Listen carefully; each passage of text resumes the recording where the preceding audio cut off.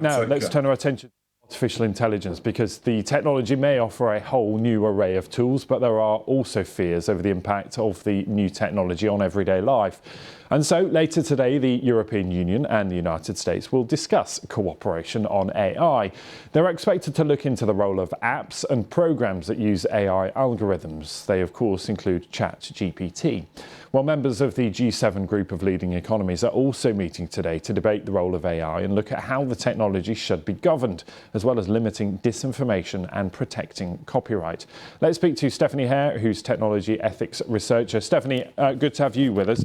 Look, this regulation discussion gets louder and louder, doesn't it? We see the potential of AI, but at the same time, there are things that people are quite rightly nervous of. Where do you sit on that balance of innovation versus regulation? Well, I think we could also not put them in opposition and say that regulation is actually some of the most innovative actions we could be taking right now with regards to artificial intelligence.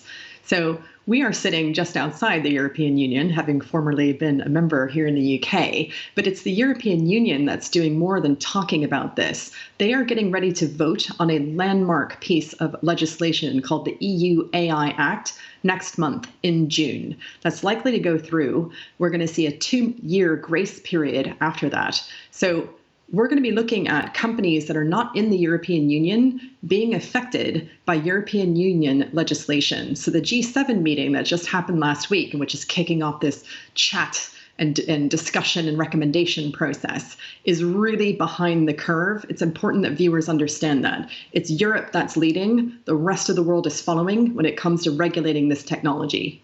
But we know that this technology is cross-border. It will apply right around the world. And so a joined-up, cooperated, coordinated response is one that seems most obvious. But is it likely that regulators can get their act together to do that? No, not if we look at the way that we've regulated previous technologies or even how we deal with things like climate change.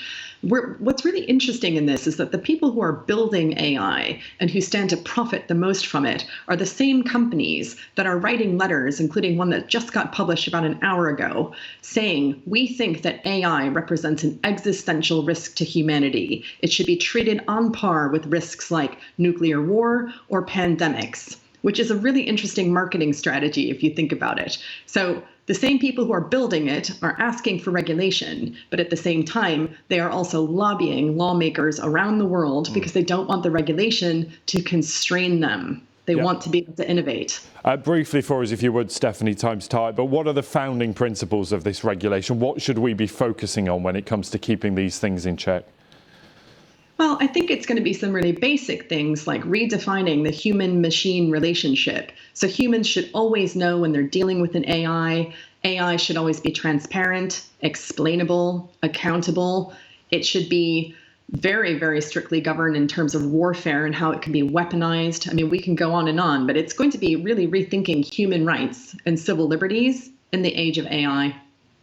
Fascinating, isn't it? We will talk again about this, I'm sure. Stephanie, really good to have you with us on the programme. Thank you, Stephanie Hare there, technology ethics and researcher.